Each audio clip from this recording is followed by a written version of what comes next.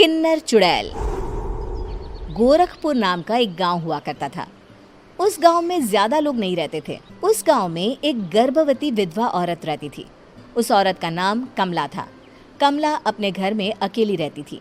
उसके पति की सारी जायदाद उसके नाम हो गई थी, पर सभी गांव वाले उस औरत को मनहूस औरत समझा करते थे और सभी उससे नफरत किया करते थे। एक बार कमला राशन की दुकान पर खाने का सामान खरीदने जाती है। भैया जी, जरा 1 किलो दाल चावल देना। अरे हाय हाय हाय हाय हाय हाय! अरे मनहूस औरत, मेरी दुकान में अपशुगन करवाने आ गई क्या? हैं? चल जा यहाँ से। मैं कुछ नहीं देने वाला हूँ तुझे। भाग भाग यहाँ से, चल जा, निकल। भैया जी, ऐसा मत कहिए। मैं गर्भवती हूँ, मुझे खाने की बहुत जरूरत है। मुझे खाना दे दीजिए। दुकानदार कमला को वहां से धक्के मारकर भगा देता है। तभी कमला रोते रोते उस गांव के किन्नरों के इलाके में आ जाती है। गांव वाले किन्नरों को उसी इलाके में रखा करते थे, क्योंकि वो लोग किन्नरों को पसंद नहीं करते थे और उनके इलाके में रहने से मना करते थे। तो किन्नरों ने उसी गांव में अपना एक इलाका बना लिया था। जब किन्नर लोग देखते हैं कि एक गर्भवती महिला रोते रोते उनके इलाके में आ गई है, तो सारे किन्नर कमला के पास जाकर उसका हाल पूछने लगते हैं। क्या हुआ बहन, तुम्हारी गर्भवती अवस्था में इतनी बुरी हालत कैसे है? तुम रो क्यों रही हो? तुम डरो मत, हम तुम्हें कोई नुकसान नहीं पहुंचाएंगे। तुम शांत होकर सब बताओ कि हुआ क्या है। मैं कमला हूँ। मैं गांव के दूसरे इलाके से आई हूँ। 2 महीने पहले ही मेरे पति की मौत हुई है। मुझे गांव के लोग मनहूस मानते हैं, क्योंकि मैं विधवा हूँ और गर्भवती भी। वहाँ के लोग मुझे खाने के लिए कुछ बेचने के लिए भी तैयार नहीं, जिससे मेरा गुजारा नहीं हो रहा था। कोई बात नहीं कमला, हम तुम्हारा ख्याल रखेंगे। किन्नर लोग कमला को एक खाली घर में रहने के लिए जगह दे देते हैं और उसकी देखभाल भी करते हैं।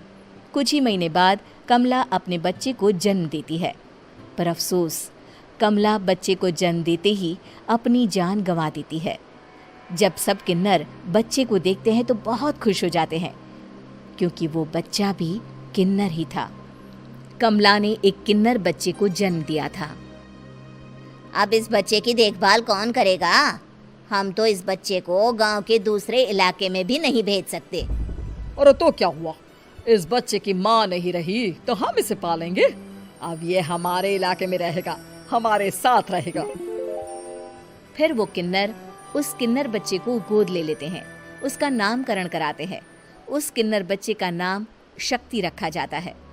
देखते ही देखते शक्ति बड़ी होने लगती है। उसके रंग रूप बहुत सुंदर थे।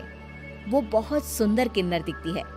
एक दिन शक्ति एक किन्नर से पूछती है, माँ जी सुनिए ना, ये गांव के दूसरे इलाके में भी तो लोग रहते हैं, तो हम वहाँ क्यों नहीं जाते? हम उनसे अलग क्यों रहते हैं? शक्ति, क्योंकि वो लोग हमारे जैसे नहीं, वो लोग हमें पसंद नहीं करते, इसीलिए हम उनसे अलग रहते हैं। क्यों? वो हमें क्यों पसंद नहीं करते? मुझे एक बार उस इलाके में जाना है। मैं एक बार वहाँ जाकर घूम कर आऊँ। शक्ति, खबरदार, जो तू उस इलाके में कभी भी गई तो अपनी जान नहीं गंवाना चाहती तो उस इलाके में कभी कदम भी नहीं रखेगी, समझी? इतना कहकर वो किन्नर वहाँ से चली जाती है। शक्ति उस किन्नर की बात सुनकर बहुत रोती है। माँ जी, ऐसा कैसे कह सकती हैं? उन्होंने इतनी सी बात के लिए मुझे इतना डांटा। अब तो मैं उस इलाके में ज़रूर जाऊंगी।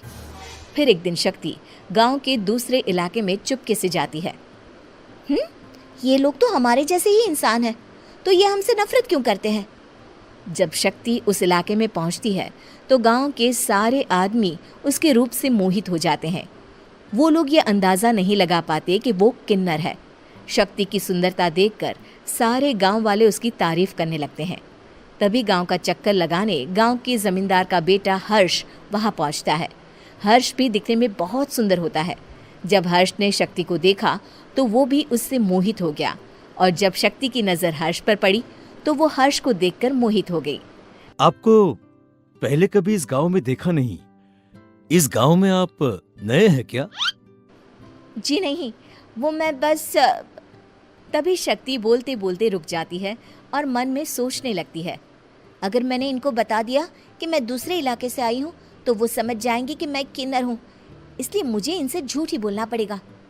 शक्ति हर्ष को कहती है, जी हाँ, मैं इस गांव में नई आई हूँ, यहाँ अकेली रहती हूँ। वैसे आप कौन है? आप भी इसी गांव में रहते हैं?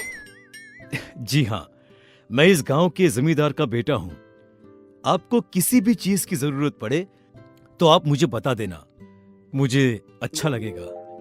ऐसे ही शक्ति और हर्ष एक दूसरे से रोज मिलने लगते। वो दोनों अपने प्यार का इजहार करने एक दूसरे से मिलने जाते हैं। तभी शक्ति का पीछा करते करते एक किन्नर वहां आ जाती है। शक्ति, शक्ति, मैं तुमसे बहुत प्यार करता हूँ। मैं तुमसे शादी करना चाहता हूँ। क्या तुम मुझसे शादी करोगी? हाँ हर्ष, मैं तुमसे शादी करूँगी, पर मैं तुमको अपने बारे में एक सच्चाई बताना चाहती हूँ जो मैंने तुमसे छुपा कर रखी है। तभी उनके बीच में ही वो किन्नर आ जाती है। शक्ति, तेरी हिम्मत कैसे हुई ऐसा करने की? वो किन्नर शक्ति को खींचकर गांव के जमींदार के पास ले जाती है।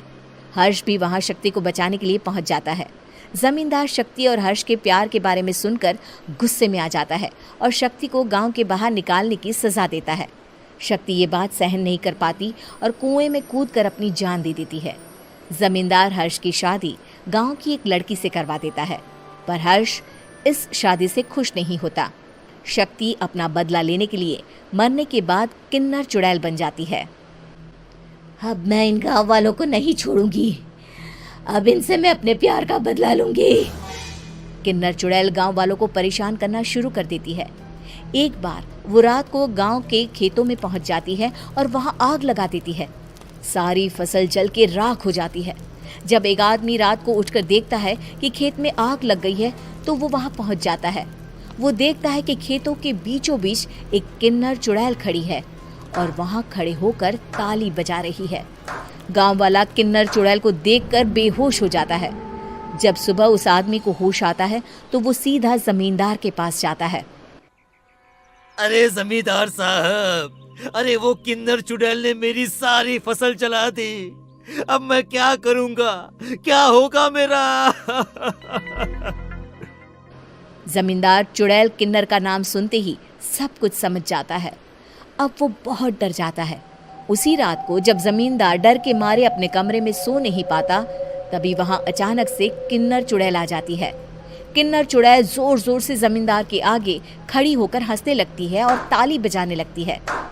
जमींदार उस डरावनी किन्नर चुड़ैल को देखकर बहुत डर जाता है। तूने मेरे साथ बहुत बुरा किया, अब मैं तुझे जान से मार दूंगी। नहीं नहीं नहीं नहीं नहीं, मुझे माफ कर दो, मुझे मत मारो। मैं कभी ऐसा दोबारा नहीं करूंगा। अब तुम जो बोलोगी वही मैं करूंगा। ठीक है, मैं चाहती हूँ कि किन्नर इलाका गांव के इलाके से जुड़े और गांव का कोई भी आदमी किन्नर समाज से द्वेष ना करे, उससे नफरत ना करे, नहीं तो मैं सारे गांव को मार दूंगी। और तुम गांव में एक नया कानून बनाओ कि अगर किसी ने भी किन्नर समाज को हानि पहुंचाने की कोशिश भी करी या इनसे भेदभाव करने की भी कोशिश करी तो उनको कड़ी से कड़ी सजा मिलेगी। हाँ हाँ हाँ हाँ, मैं ऐसा ही करूंगा। तुम जो बोलोगी वो मैं करूंगा, पर मुझे जाने दो प्लीज। तब वो किन्नर चुड़ैल वहां से चली जाती है। गांव का जमींदार किन्नर चुड़ैल का कहा मानते हुए दोनों इलाकों को एक कर देता है और नया कानून भी लागू कर देता है। तब से वहां किन्नर समाज और बाकी गांव वाले शांतिपूर्वक रहने लगते हैं।